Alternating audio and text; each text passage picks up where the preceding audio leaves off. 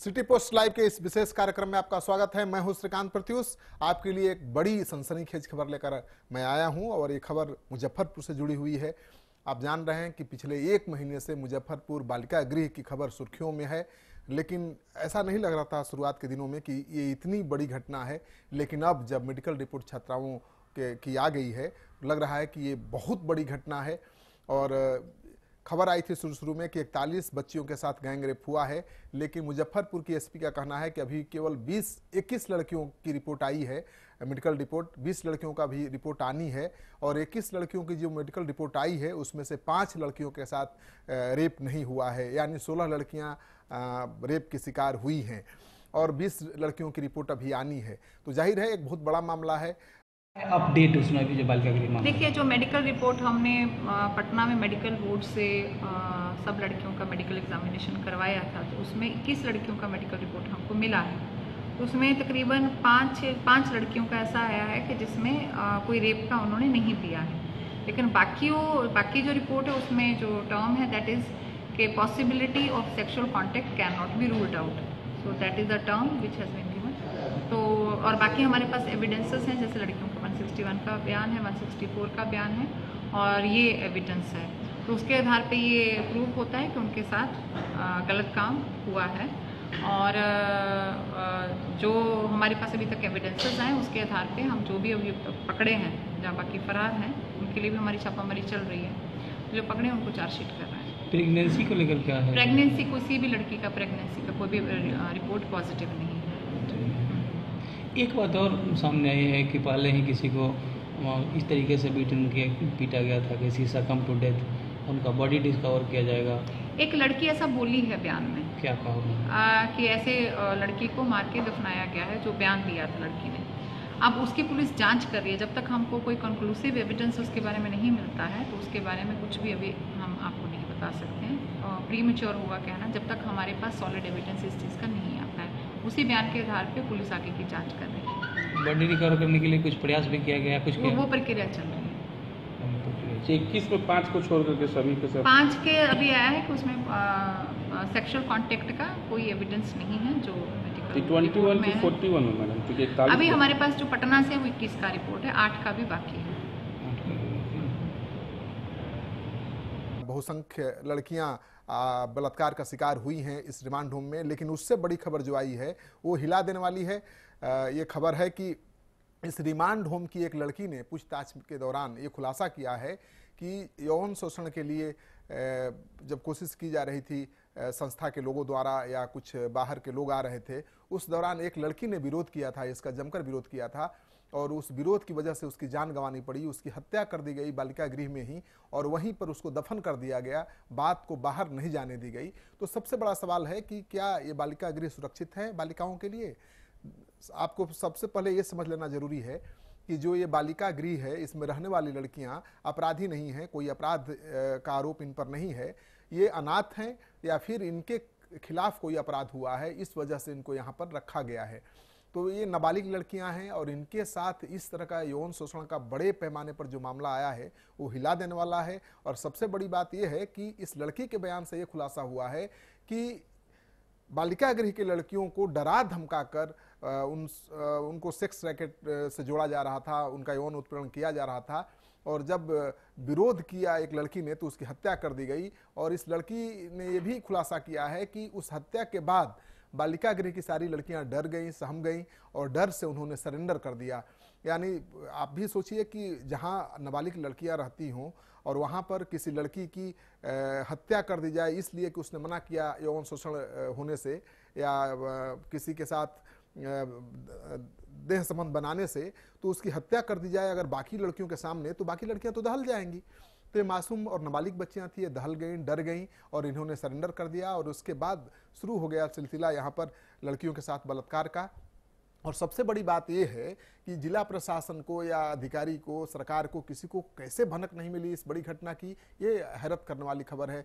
क्योंकि जहाँ भी बालिका गृह होता है उन जिलों में बालिका गृह की सुरक्षा पर ध्यान रखने के लिए 4 लेयर के सुरक्षा प्रबंध किए जाते हैं, यानी 4 अधिकारी, बड़े अधिकारी वहाँ पर तैनात किए जाते हैं, जिसमें एक जुडिशियल अधिकारी भी होता है। मुजफ्फरपुर के मामले में जो जुडिशियल अधिकारी थे वहीं गिरफ्तार हो गए हैं, यानी उनकी ही भूमिका संदिग्ध थी, उनका ही रोल था इस सेक्स रैकेट के पीछे।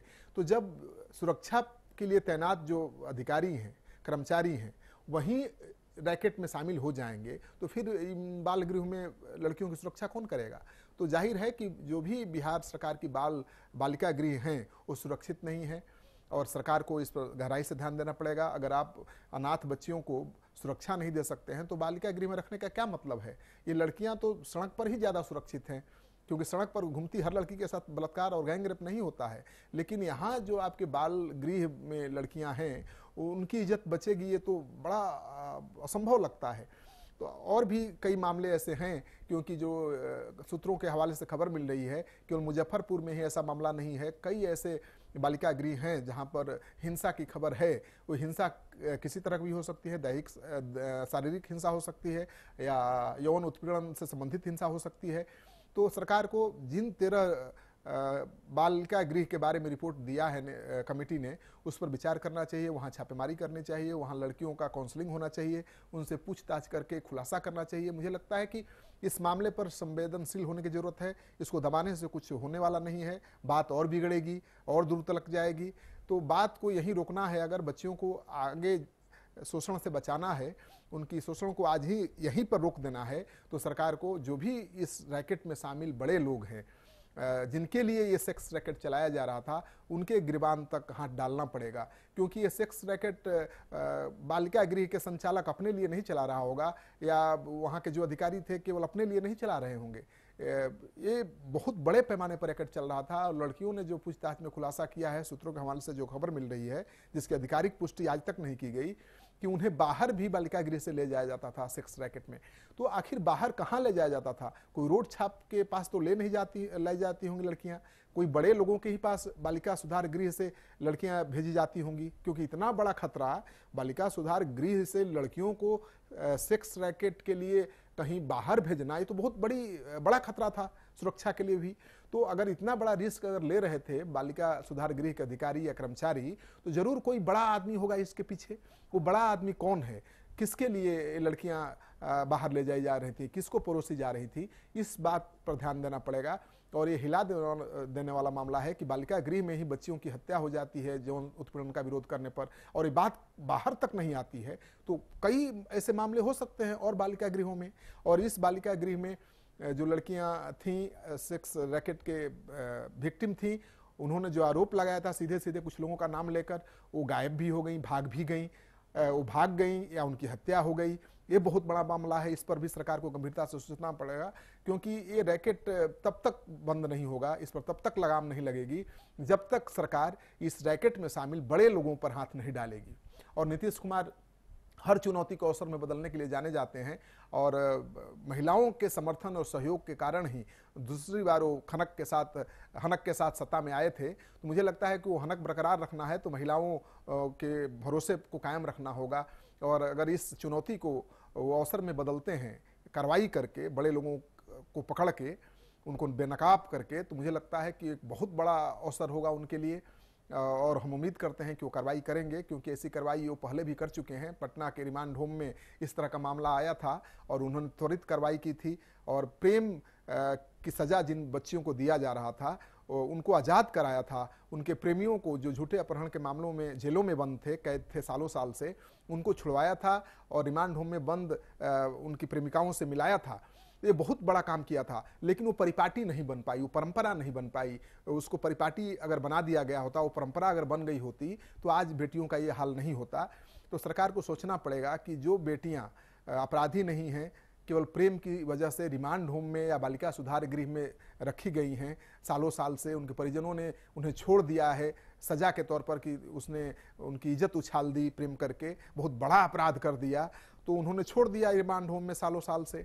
और उन लड़कियों का शोषण हो रहा है रिमांड होम में, बालिका सुधार गृह में। तो ऐसी लड़कियों को आइडेंटिफाई करके उनके प्रेमी से जो झूठे अपहरण के मामलों में जेल में बंद हैं उनको आज़ाद करके सरकार को मिला देना चाहिए। मुझे लगता है कि नीतीश कुमार को अपने उस पहल की शुरुआत फिर से करनी पड़ेगी जिसकी शुरुआत उन्होंने कुछ साल पहले पटना में की थी। तो ये उम्मीद है कि इस पर उनका ध्यान जाएगा। हम ध्यान दिलाना चाहते हैं कि आप ध्यान दीजिए, आपने बहुत बड़ा काम किया था पटना के रिमांड होम से जब ऐसी शिकायत आई थी तो आप इस मामले में भी संज्ञान लीजिए और कार्रवाई करिए। धन्यवाद। आप हमारे चैनल को लगातार सब्सक्राइब कर रहे हैं, लाइक कर रहे हैं, हमें बहुत खुशी है, हमारा हौसला बढ़ रहा है। आप हमेशा हमारे चैनल को सब्सक्राइब करिए, उसे शेयर करिए, उसे आगे बढ़ाइए। हम हमेशा आपके लिए ताज़ा तरीन खबरें लाते रहेंगे। नमस्कार।